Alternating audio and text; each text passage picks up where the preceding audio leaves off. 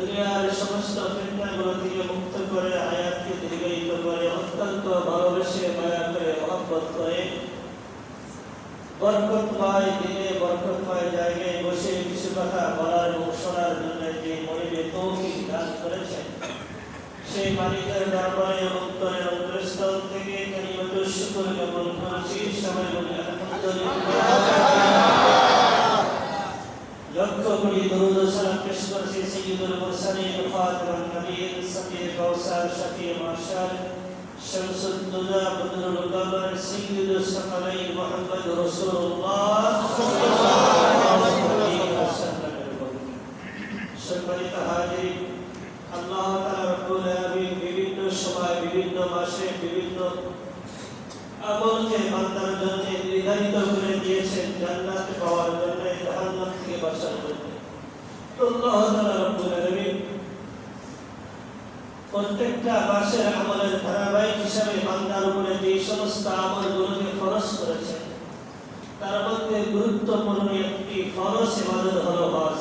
কি হজ? গুরুত্বপূর্ণ একটি ইবাদত হলো হজ। হজের মৌসুম চলছে। আল্লাহ তাআলা রব্বুল আলামিন যাদেরকে কবুল করেছেন, টাকা পয়সা দিয়েছেন, অনেকে বাইতুল্লাহর জন্য যাওয়ার জন্য প্রস্তুতি গ্রহণ করেছেন। বাংলাদেশের নিয়ম অনুযায়ী মে মাসের 9 তারিখে প্রথম ফ্লাইট শুরু হবে। আল্লাহ যে সমস্ত বান্দাগুলো আল্লাহর ঘরে হাজিরা দেওয়ার জন্য যাবেন, লাব্বাইক বলতে যাবেন, দুনিয়ার মধ্যে সবচেয়ে সর্বশ্রেষ্ঠ জায়গায় যাবেন, তাদেরকে এই 9 মাসের 9 তারিখে প্রথম ফ্লাইট শুরু হবে। আল্লাহ তাআলা রব্বুল আলামিন বান্দার উপরে যত বিধান ফরজ করেছেন তার মধ্যে একটি গুরুত্বপূর্ণ বিধান হলো কি হজ। আল্লাহ তাআলা রব্বুল আলামিন গুরুত্বপূর্ণ একটি বিধান মানুষের দান যাদেরকে টাকা পয়সা দিয়েছেন, টাকা পয়সা সঠিক কাজে ব্যয় করার জন্য, সফর করার জন্য, পৃথিবী ভ্রমণের জন্য আল্লাহ তাআলা রব্বুল আলামিন সবচেয়ে গুরুত্বপূর্ণ কিছু জায়গা নিদর্শন যেগুলো আল্লাহ তাআলা রব্বুল আলামিন মক্কা মদিনার মধ্যে রেখে দিয়েছেন।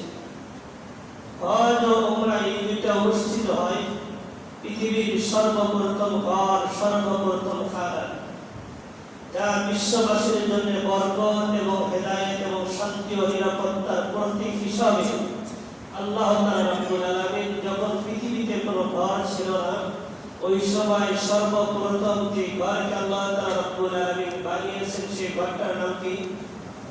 যারা বলেন খানায়ে কাবা বা বাইতুল্লাহ যেটাকে বলা হয়, কাবা ঘর পৃথিবীর সর্বপ্রথম ঘর ওইটাই। যার আগে পৃথিবীতে বান্দা ঘর কেমনে বানাইতে হবে, বাড়ি কেমনে বানাইতে হবে, ঘর কেমন হয় এই ব্যাপারে মানুষের কি ছিল না, কোনো জ্ঞানও ছিল না। আল্লাহ তাআলা রব্বুল আলামিন সর্বপ্রথম যে ঘরটা বানিয়েছেন সেই ঘরটা হলো কাবা ঘর, বাইতুল্লাহ। এই ঘরটা আল্লাহ তাআলা রব্বুল আলামিন মানুষের জন্য হেদায়েতের উসিলা বানিয়ে দিয়েছেন। বলেন সুবহানাল্লাহ। আল্লাহ তাআলা রব্বুল আলামিন সূরাতুল ইমরানের 97 নম্বর আয়াতে চমৎকার ভাবে আল্লাহ তাআলা রব্বুল আলামিন আল্লাহর ঘরের ব্যাপারে আলোচনা করতেছেন। আল্লাহ তাআলা রব্বুল আলামিন বলেন ইন্না আউওয়ালা বাইতিন উদিয়া লিন-নাস লাল্লাযী বিবাক্কাতা মুবারাকান ওয়া হুদান লিল-আলামিন। আল্লাহু আকবার। আল্লাহ তাআলা রব্বুল আলামিন বলেন দুনিয়ার মানুষ ইন্না আউওয়ালা বাইতিন উদিয়া লিন-নাস, অবশ্যই পৃথিবীর মধ্যে সর্বপ্রথম যে ঘরটা আল্লাহ তাআলা রব্বুল আলামিন বানিয়েছেন মানুষের জন্য, যে ঘরটা আল্লাহ তাআলা রব্বুল আলামিন বানিয়েছেন, লাল্লাযী বিবাক্কাতা মুবারাকা, লাল্লাযী বিবাক্কাতা মুবারাকা, যে ঘরটা আল্লাহ তাআলা রব্বুল আলামিন পৃথিবীর মেজর পয়েন্টে, যেটা মক্কা শহরে, মক্কার আগের নাম ছিল মক্কা, মক্কা শহরের মধ্যে আল্লাহ তাআলা রব্বুল আলামিন অতি প্রথম এই ঘরকে বানিয়েছেন। সুবহানাল্লাহ। লাল্লাযী বিবাক্কাতা মুবারাকা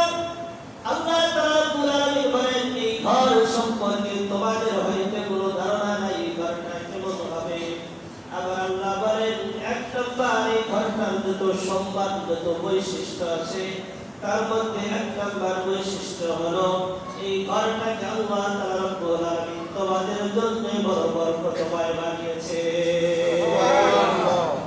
দুই নম্বর আল্লাহ তাআলা রব্বুল আলামিন বলেন মুবারাকান ওয়া হুদান লিল আলামিন। আল্লাহু আকবার। দুনিয়ার বড় দুই নম্বর এই ঘরটার জন্য পৃথিবীর বিভিন্ন জায়গা থেকে আল্লাহ প্রেমিক নবী প্রেমিক মানুষগুলো ছুটে আসে। তার মধ্যে দুই নম্বর এই ঘরটা তোমাদের জন্য হুদান লিল আলামিন, পৃথিবীর সমস্ত মানুষের জন্য আল্লাহ তাআলা রব্বুল আলামিন এই ঘরটাকে হেদায়েতের দরিয়া হিসেবে বানিয়ে দিয়েছে। বলেন সুবহানাল্লাহ।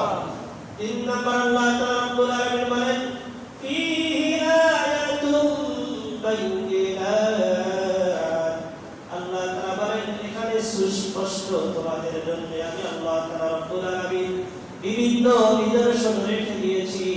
তার মধ্যে যত নিদর্শন আছে এক নম্বর একটা নিদর্শন হলো বাইয়িনাতুম মাকামু ইব্রাহিম।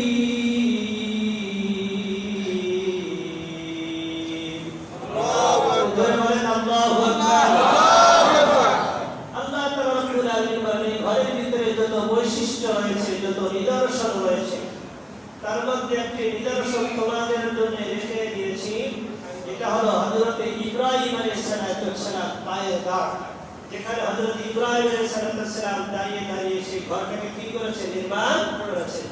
এই নিদর্শন তোমাদের জাতির পিতা ইব্রাহিমের নিদর্শন পর্যন্ত আমি তোমাদের জন্য কি করেছি রেখে দিয়েছি।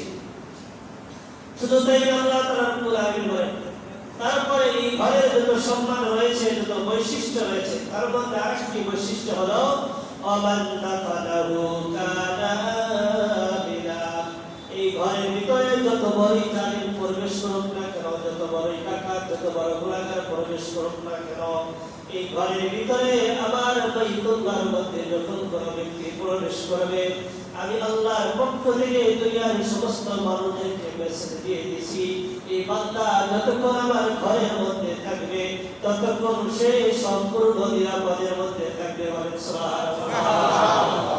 যতক্ষণ ঘরের ভিতরে থাকবে ততক্ষণ মারামারি কাটাকাটি তাকে হত্যা করা সম্পূর্ণ নিষেধ। সে যতক্ষণ সেখানে অবস্থান করবে তাকে আল্লাহ তাআলা রব্বুল আলামিনের পক্ষ থেকে কি দেওয়া হয়েছে? নিরাপত্তা দেওয়া হয়েছে। এত সম্মানিত এত বরকতময় ঘর, যে ঘরটাকে বলা হয় বাইতুল্লাহ। ঘরটাকে কি বলা হয়? বাইতুল্লাহ। মুহাম্মদ রাসূলুল্লাহ সাল্লাল্লাহু আলাইহি ওয়াসাল্লাম পৃথিবীতে আসার ইয়ামেনের একজন বাদশা ছিল, সেই বাদশার নাম ছিল তুব্বা। বাদশার নাম কি? তুব্বা। এটা ধরে বলতে হবে কি? তুব্বা। আল্লাহর ঘরের সম্মান কি পরিমাণ আল্লাহ তাআলা রব্বুল আলামিন দিয়েছে।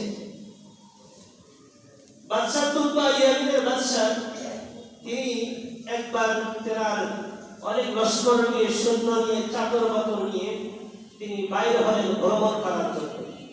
তো ক্ষমতাসীন বাদশা ছিলেন, তিনি যেই জায়গা দিয়ে যাইত সেই জায়গা এলাকার মানুষগুলো সমস্ত কাজকর্ম ছেড়ে দিয়ে ইয়ামেনের বাদশা তুব্বাকে স্বাগতম জানাইত।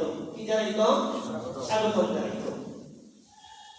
তো বাদশা তুব্বা এরকম করতে করতে একের পর এক এলাকা অতিক্রম করে যখন মক্কা অর্থাৎ মক্কা নগরীতে এসেছেন, ওখানে আসার পরে দেখেন কোন লোক তাকে স্বাগতম জানানোর জন্য ঘর থেকে বাইরে হয় না, কোন লোক তাকে স্বাগতম জানানোর জন্য সম্মান করার জন্য কাজকর্ম ছেড়ে দিয়ে রাস্তায় আসে না।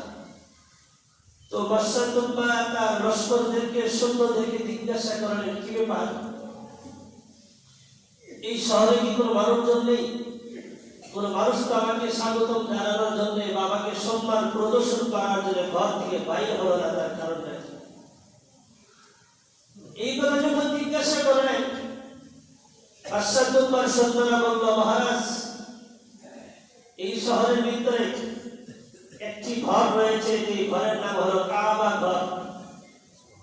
যে ঘরটাকে এই জায়গার মানুষগুলো পৃথিবীর সমস্ত মানুষের চেয়ে, পৃথিবীর সমস্ত ঘরের চেয়ে এই ঘরকে তারা বেশি সম্মান করে থাকে।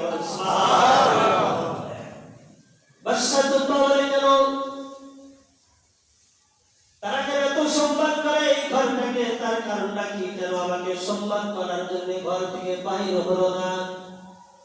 লোকজন বলে বাদশাহ এই জন্য বাইরে হলো না, আপনার নিকটে এই জায়গার মানুষের নিকট আপনার চেয়ে এই জায়গার মানুষের নিকটে সবচেয়ে সম্মানিত ঘর হলো এই আল্লাহর ঘর। এই ঘরটাকে বড়ই সম্মান করে, এই কারণে এই ঘরের সম্মান রক্ষার্থে তারা দুনিয়ার কোন মানুষের সম্মান রক্ষার জন্য তারা ঘর থেকে বাইরে হয় না। বলেন সুবহানাল্লাহ। বাদশা তোমার হয়ে গেলেন, চিন্তা করেন এত বড় সাহস, আমি তো ক্ষমতাশীল বাদশা, তারা আমাকে রিসিভ করার জন্য সম্মান প্রদর্শন করার জন্য ঘর থেকে বাইরে হলো না। এবার বাদশা রাগ হয়ে গেল, ভিতরে ভিতরে সিদ্ধান্ত নিয়ে ফেললো এই যে ঘর রয়েছে আমি এই ঘরটাকে ভেঙে ফেলবো। বলে নাউজুবিল্লাহ। পারতে পারবে? রাখবেন কে? আল্লাহ। আরেকটা আসতে বলেন আল্লাহ। আল্লাহ তাআলা রব্বুল আলামিনের ঘর আল্লাহ তাআলা রব্বুল আলামিন নিজে রাখবেন। আল্লাহ তাআলা রব্বুল আলামিন ঘর নির্মাণ করেছেন, হেফাজত চাই আল্লাহ হেফাজত করবেন। বাদশা তুব্বা যখন নিজে সিদ্ধান্ত নিলেন, ভিতরে ভিতরে সিদ্ধান্ত নিলেন যে ঘরের কারণে লোকেরা আমাকে সম্মান করতে বাইরে হলো না, এই ঘর আমি রাখবো না, আমার ক্ষমতার কারণে আমি ঘরকে পিছিয়ে ফেলবো। ভিতরে ভিতরে যখন সিদ্ধান্ত নিলেন, অন্তরের খবর আর কেউ না জানলেন, কে জানে? ক্ষমতা যেখানে সেখানে খাটাইতে যাও না, নিজেই শেষ হয়ে যাবে, অন্যের কোনো ক্ষতি হবে না। পৃথিবীর বুকে যত মানুষ ক্ষমতা দেখেই থেকে আল্লাহ এবং রাসূলের বিপক্ষে আশ্রয় গ্রহণ করেছে, তাকাইলে দেখা যায় তাদের অস্তিত্ব পর্যন্ত খুঁজে পাওয়া যায় না, ঠিক কিনা? এগুলি সাবধান, দুর্বলদের সাথে যেখানে সেখানে ক্ষমতা দেখাইতে দেয় না, খবর আছে। কি আছে? দেখেন বাদশা তুব্বা এবার সে সিদ্ধান্ত নিল, সৈন্যদেরকে কিছু বলে নাই, ভিতরে ভিতরে শুধুমাত্র এই সিদ্ধান্ত নিল এই ঘরকে ভেঙে ফেলবো, ঘরের অস্তিত্ব বিলীন করে দিব। সেখানে তার অবস্থান করলো, একটি রাত্রি মাত্র অবস্থান করলো। রাত্রির মধ্যে বাদশা তুব্বার এমন অবস্থা হয়ে গেল, পুরা শরীরের ভিতরে ঘা হয়ে শরীর একদম পচে যাওয়া শুরু করে দিল, শরীরটা দুর্গন্ধ বাইর হওয়া শুরু করলো। শুধুই মাত্র একটি রাত মক্কার অমৃত অবস্থান করেছে, শুধুই মাত্র আল্লাহর ঘরটাকে ভেঙে ফেলার সিদ্ধান্ত নিয়েছে। ভিতরে ভিতরে এখন পর্যন্ত প্রকাশ করে নাই। আল্লাহ বলে বান্দা তোর প্রকাশ করতে হবে না, তুই যে গোপনে গোপনে একটা আল্লাহর ঘরকে ভাঙার জন্য ইসলামের ক্ষতি করার জন্য সিদ্ধান্ত নিয়েছিস, দুনিয়ার কোন মানুষ জানে না, আমি আল্লাহ জানি। এই পাপের শাস্তি আমি আল্লাহ তাআলা রব্বুল আলামিন তার 3.5 বডির দ্বারা প্রকাশ করে দিব, ঠিক কিনা? ধরে বলে রাত্রি শেষ, সকালবেলা পুরো শরীর ঘা হয়ে পচে গেছে, শরীরের দুর্গন্ধ। আশেপাশে যত সৈন্যরা ছিল সবাই একে একে সবাই চলে গেল, 2-3 জন রয়ে গেল। এবার 2-3 জন বলে বাদশা আপনি কি করুন, এই মক্কার ভিতরে মক্কা শহরের ভিতরে কোনো কিছু করার জন্য সিদ্ধান্ত গ্রহণ করেছেন নাকি? বাদশা বলে আসলে আমি নিজে সিদ্ধান্ত নিয়েছি যে এই ঘরকে ভাঙার, যে ঘরের জন্য আমাকে মানুষ সম্মান করলো না, এই ঘরকে ভেঙে ফেলবো। সন্তান বললেন বাদশা এতটুকু আপনার জন্য যথেষ্ট হয়েছে, শুধুই মাত্র আল্লাহর ঘরকে ভাঙার জন্য, সম্মানিত একটি ঘরকে ভাঙার জন্য নিয়ত করেছেন, এতটুকুই যথেষ্ট হয়ে গেছে। আল্লাহ তাআলা রব্বুল আলামিন এই জন্য আপনার শরীরের মধ্যে এমন গজব দিয়েছে, দুনিয়ার সমস্ত ডাক্তারকে যদি নিয়ে আসেন শরীরের রোগ ভালো হবে না, রোগ হয়েছে আসমান থেকে চিকিৎসা করতে হবে, আসমানে, ঠিক কিনা? শরীরের উপর গজব আসে আসমান থেকে, এই মুসলমান আমাদের উপরে গজব আসে আসমান থেকে, জমিনের ভিতরে তাপাইতে হবে না, আসমান থেকে সিদ্ধান্ত নিতে হবে, ঠিক কিনা? বৃষ্টি বন্ধ হয়ে গেছে, মেশিন দ্বারা যা কিছু দ্বারা তুমি বৃষ্টি জমিনের উপর ঘুরে দাও না কেন, জমিন কখনো ঠান্ডা হবে না, ঠিক কিনা? তোবা করতে হবে, উপরওয়ালাকে জানাইতে হবে, উপরে সিদ্ধান্ত নাও, উপরওয়ালার সাথে কথা বলো, দেখবা আল্লাহ তাআলা রব্বুল আলামিন যদি 5টা মিনিট বৃষ্টি দেয়, পৃথিবীর সমস্ত জমিনগুলো ঠান্ডা হয়ে যাবে, ঠিক কিনা? গুনার কারণে তো গজব চলে আসে। এখন তো আপনারা বলেন বৃষ্টি আসে না কেন? আমি তো চিন্তা করি না দেখে কখন মনে হয় শিলা বৃষ্টি শুরু হয়ে যায়, পাথর শুরু হয়ে যায়। এই পরিমাণ প্রচন্ড গরম চলছে, তারপর মানুষের ভিতরে পরিবর্তন নাই। আমরা কি করতে পারতেছি না? গোড়া ছাড়তে পারতেছি না। একের পর এক গোড়া চলছে, জেনা ব্যভিচার পর্যন্ত সাইলা হয়ে যাচ্ছে বলে নাউজুবিল্লাহ। পরশুদিনের ঘটনা, কুমিল্লা 9 বছরের একটা শিশু মেয়ে, 9 বছরের 9 বছরের একটা মেয়ে, বলার উদ্দেশ্য হলো সবার সাবধানতা অবলম্বন করতে হবে।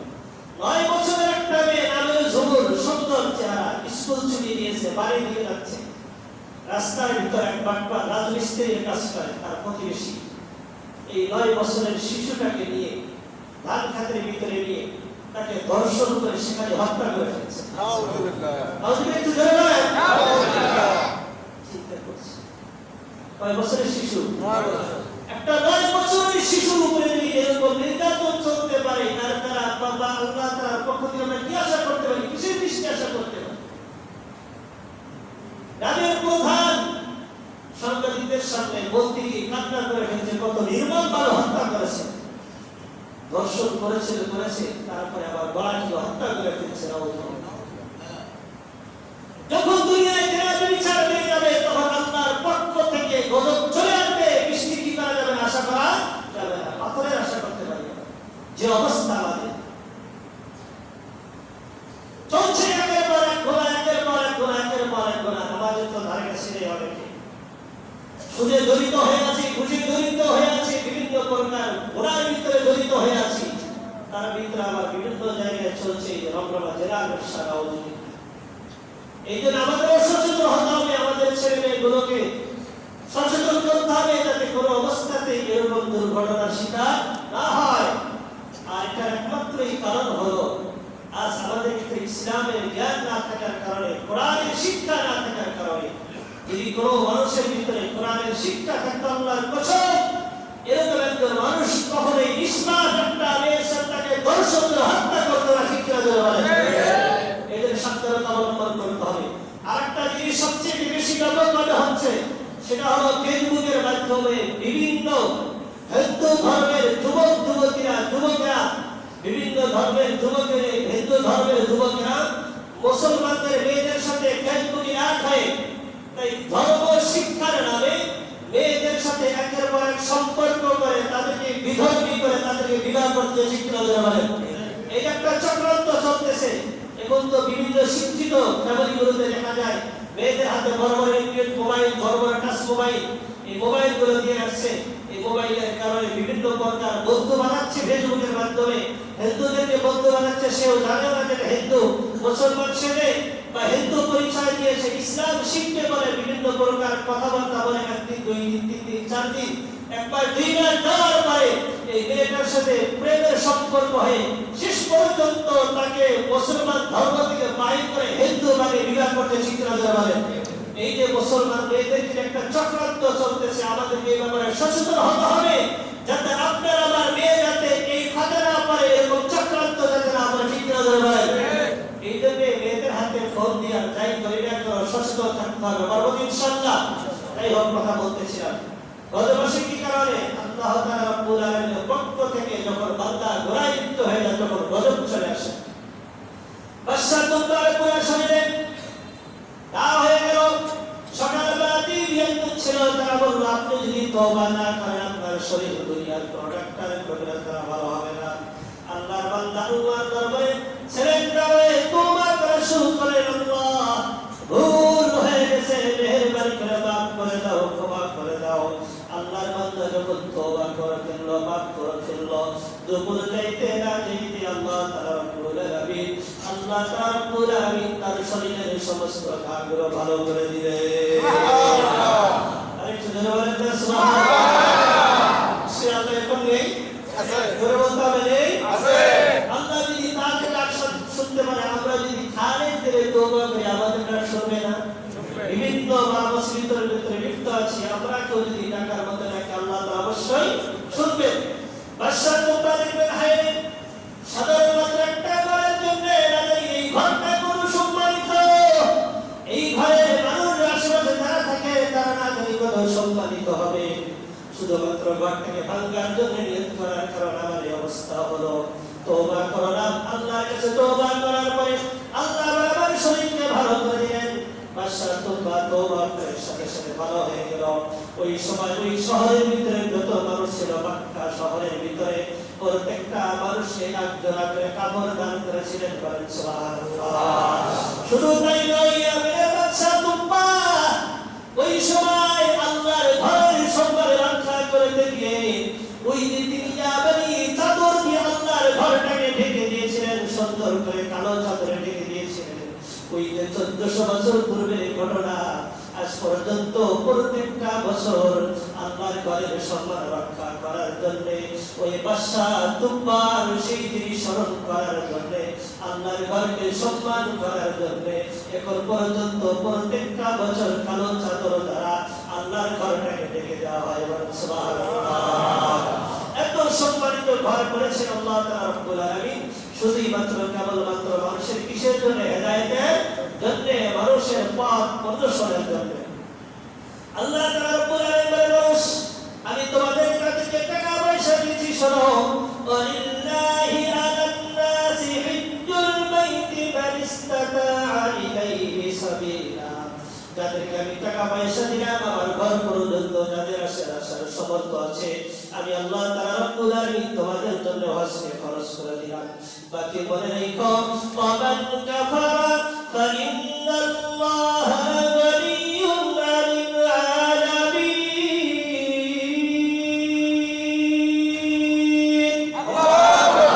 আল্লাহ তাআলা রব্বুল আলামিন বলেন, যারা টাকা পয়সার পিছনে পড়ে, সম্পদের পিছনে পড়ে, টাকা পয়সাকে মহব্বত করে, আমার ঘরে আসাকে তোমরা বন্ধ করে দিয়েছো, ঘরে আসতেছো না, মনে রাখিও তোমার আল্লাহ তাআলা রব্বুল আলামিন তোমাদের সবকিছু থেকে বেরিয়ে আস।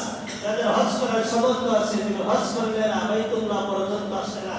রাসূল বলেন, তুমি ইহুদি হয়ে মারা যাও অথবা নাসারা হয়ে মারা যাও, আমি রাসূলের কোনো দায় আসে না। বলে এই যে আল্লাহ তাআলা রব্বুল আলামিন যাদেরকে তৌফিক দিয়েছেন, অবশ্যই এটা হলো শক্তি থাকাকালীন কাজ। এই শরীরের চামড়া ঢিল হয়ে যাওয়া পরে কাজ না, যৌবন থাকাকালীন কাজ করতে হবে। হজের কাজ হলো কষ্টের কাজ, দৌড়াদৌড়ির কাজ। যত বয়স কম বয়সে কাজ হবে তত বেশি ভালো। এই জন্য যাদেরকে আল্লাহ তাআলা রব্বুল আলামিন তৌফিক দিয়েছেন, সবার নিয়ত করা দরকার, কোথায় যাবো? বাইতুল্লাহ যাবো। নিয়ত আছে ইনশাআল্লাহ। আল্লাহ তাআলা রাসূল মুহাম্মদ রাসূলুল্লাহ সাল্লাল্লাহু আলাইহি ওয়াসাল্লাম বলেন, আবু হুরায়রা রাদিয়াল্লাহু তাআলা থেকে বর্ণিত, তিনি বলেন, সাইয়্যিদুর রাসূলুল্লাহ সাল্লাল্লাহু আলাইহি ওয়াসাল্লাম আইয়ুল আমালি আফদালু। আল্লাহ রাসূলকে জিজ্ঞাসা করা হলো, ইয়া রাসূলুল্লাহ, সর্বোত্তম আমল কোনটি? সর্বোত্তম আমল কোনটি? আল্লাহ রাসূল বলেন, ক্বালা আল ঈমানু বিল্লাহ। সর্বোত্তম ঈমান হলো, সর্বোত্তম আমল হলো আল্লাহর উপরে ঈমান আনা। আল্লাহর সাহাবায়ে বলেন, ক্বালা সুম্মা মাযা? ইয়া রাসূলুল্লাহ, তারপরে কি? আল্লাহ রাসূল বলেন, আল জিহাদু ফি সাবিলিল্লাহ। তারপরে উত্তম ইবাদত হলো আল্লাহর রাস্তার মধ্যে জিহাদ করা। আবার জিজ্ঞাসা করলেন, ইয়া রাসূলুল্লাহ, তারপরে কি? আল্লাহ রাসূল বললেন, আল হাজ্জুল মাবরুর। আল্লাহ রাসূল বলেন, সর্বোত্তম আমল হলো আল্লাহর ঘরকে তওয়াফ করা। বলেন সুবহানাল্লাহ। আল্লাহ রাসূল মুহাম্মদ রাসূলুল্লাহ সাল্লাল্লাহু আলাইহি ওয়াসাল্লাম বলেন, দুনিয়ার মানুষ তোমরা যারা হজ করবে, তোমরা যারা হজ করবে, যদি হজ মাবরুর আল্লাহর সন্তুষ্টির জন্য হজ করতে পারো, আল্লাহ তাআলা রব্বুল আলামিন তোমাদের জিন্দেগীর সমস্ত গুনাহগুলো মাফ করে দিবে। সুবহানাল্লাহ। বুখারী শরীফের 1521 নম্বর হাদিস, আল্লাহ রাসূল বলেন, ক্বালা নবী সাল্লাল্লাহু আলাইহি ওয়াসাল্লাম, মান হাজ্জা লিল্লাহ ফালাম ইয়ারফুদ ওয়া লাম ইয়াবসুত রাজা কায়াউমিন ওয়ালাদুহু উম্মুহু। দয়ার নবী বলেন, দুনিয়ার মানুষ, এই সমস্ত মানুষগুলো আল্লাহ তাআলা রব্বুল আলামিনের সন্তুষ্টির জন্য হজ করলো, হজ যাওয়ার পরে কোনো গুনাহ কাজ করলো না, কাউকে গালি দিল না, কাউকে কষ্ট দিল না, শুধুই মাত্র আল্লাহর সন্তুষ্টির জন্য হজ করে ফেলল, আল্লাহর ঘরটা তওয়াফ করে ফেলল। আল্লাহ রাসূল বলেন, রাজা কায়াউমিন ওয়ালাদুহু উম্মুহু। ওই ব্যক্তিটা বাইতুল্লাহ থেকে এমন ভাবে তার ঘরে ফিরে আসবে, যেই দিন তার মা তাকে যেই দিন ভূমিষ্ঠ করেছিল, সেই দিন জন্মগ্রহণ করেছিল, তার শরীরে যেরকম ভাবে কোনো প্রকার গুনাহ ছিল না। মায়ের নবী বলেন, আল্লাহর কোন বান্দা বান্দা যখন আল্লাহর সন্তুষ্টির জন্য হজ করবে আবার আল্লাহ তাআলা রব্বুল আলামিন তাকে এরকম সম্পূর্ণ নিষ্পাপ করে দিবেন বলেন সুবহানাল্লাহ।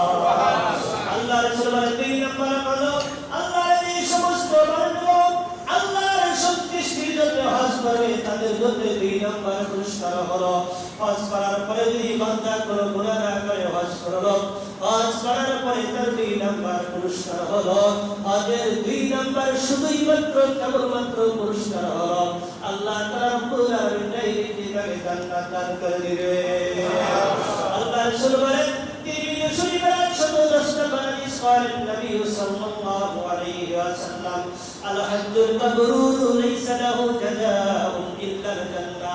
আল্লাহ রাসূল বলেন দুনিয়ার মানুষ ওয়াসবারকা বরকত পাই ইবাদত তোমার জন্য আল্লাহ তাআলা রব্বুল আলামিন দিয়েছেন তোমাদের জন্য দিয়েছেন আজ তো বরকত পাই ইবাদত লাইসা জাযা লাইসা লাহু জাযাউ ইল্লা জান্নাহ। আল্লাহর বান্দা যখন আল্লাহর সন্তুষ্টির জন্য হজ করবে 2 নম্বর পুরস্কার মালিক বলেন আল্লাহ তাআলা রব্বুল আলামিন তাকে জান্নাত দান করে দিবে।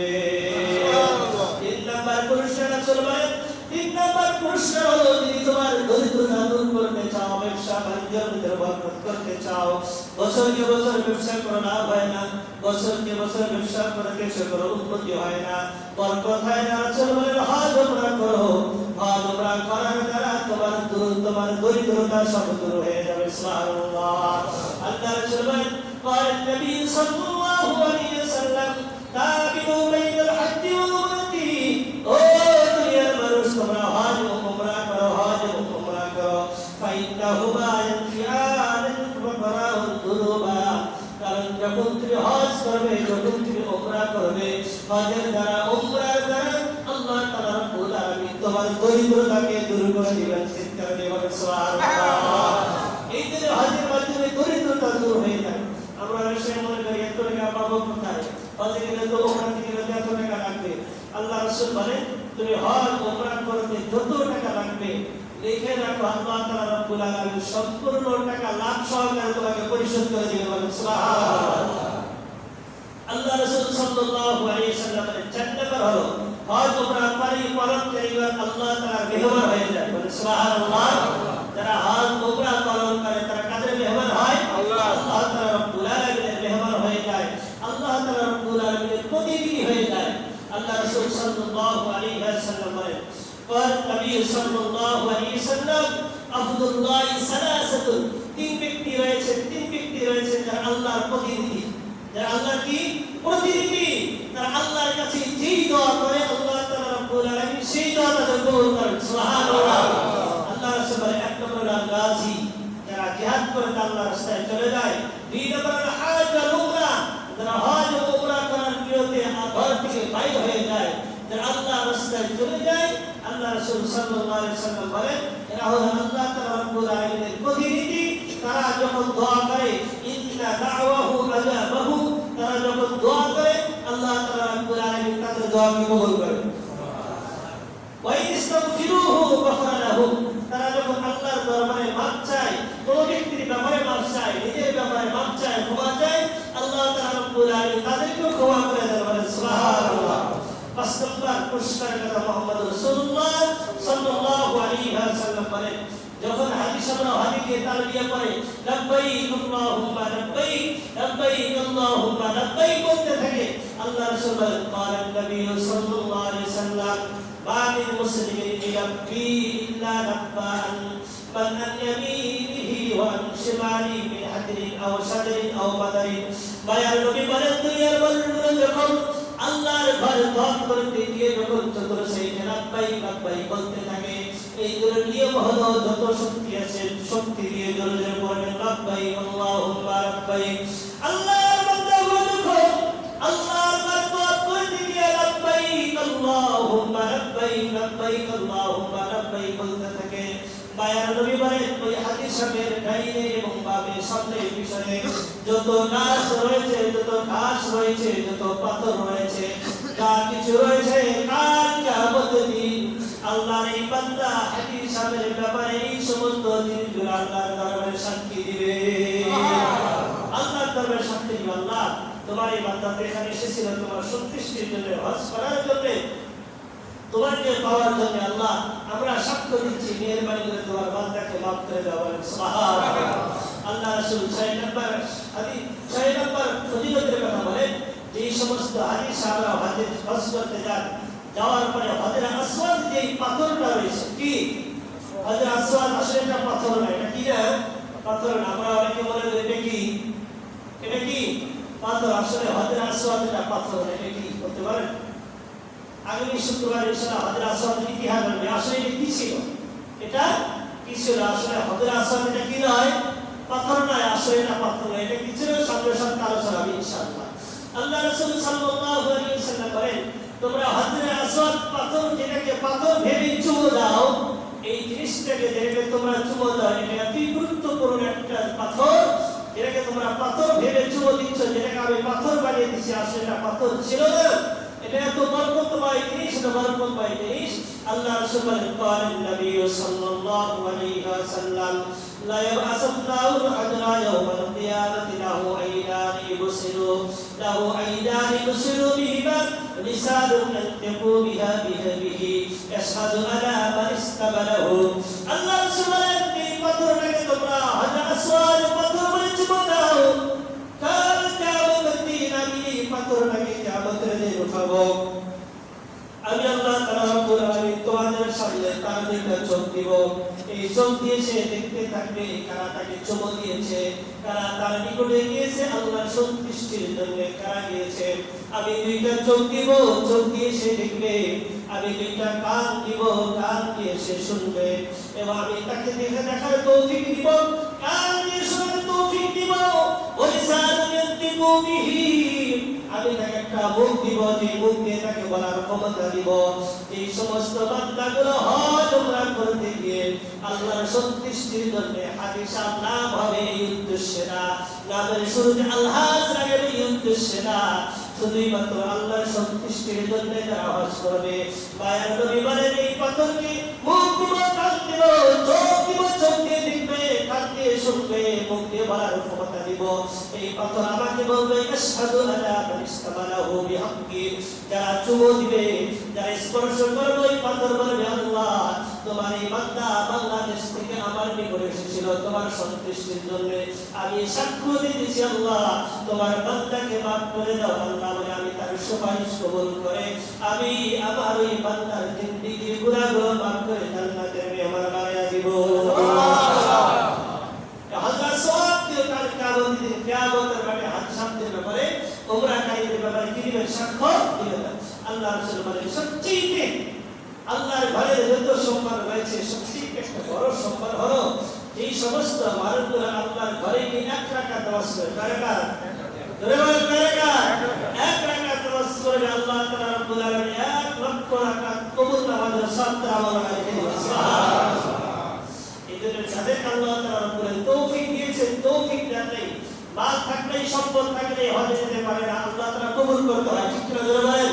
এইজন্য সবাই যা নিয়ত আছে ইনশাআল্লাহ সবাই নিয়ত করি, আল্লাহ জীবন একবারের জন্য হলেও তোমার ঘরটা তওয়াব করার তৌফিক দিও, তোমার ঘরের কাপড়ের ইহরামের